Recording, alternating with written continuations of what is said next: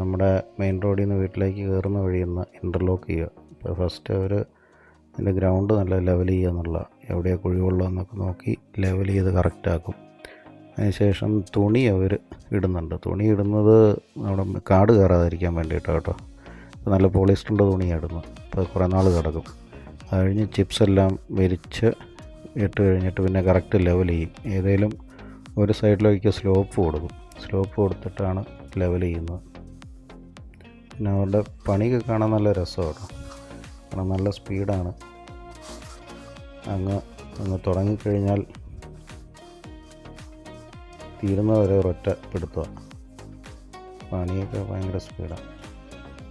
കഴിഞ്ഞ് പിന്നെ ഒരു പകുതി ഭാഗത്തുനിന്ന് മേളിലേക്കാണ് ബ്ലോക്ക് ഇട്ട് തുടങ്ങിയത്. അത്രയും പകുതി ഭാഗം ആദ്യം ലെവൽ ചെയ്ത് കഴിഞ്ഞിട്ട് മഴയുണ്ടായിരുന്നു, അതുകൊണ്ട് പകുതി വരെ ലെവൽ ചെയ്തിട്ട് അതങ്ങ് ഫിനിഷ് ചെയ്തിട്ടാണ് ബാക്കി താഴോട്ട് ചെയ്തത്.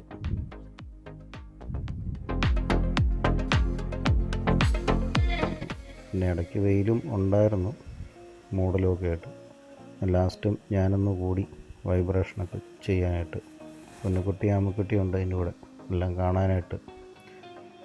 ഉണ്ണിയുണ്ട്, ഉണ്ണിയുടെ കൂടെ പൊന്നുകുട്ടി ഉണ്ട് എപ്പോഴും പുറകെ. പുള്ളിക്കെല്ലാം കാണണം. ലാസ്റ്റ് എല്ലാം കഴിഞ്ഞിട്ട് ഒരു ക്ലീനിങ് പ്രഷർ വാഷറിട്ട് അടിച്ച് ഉണ്ണിയും കൂടി കേട്ടോ. ഇത് ചെയ്ത് മരീൻ ഇൻഡസ്ട്രിയാണ്, കട്ടപ്പനക്കാരൻ. എല്ലാം ചെയ്ത വർക്കെല്ലാം നല്ലതാണ്.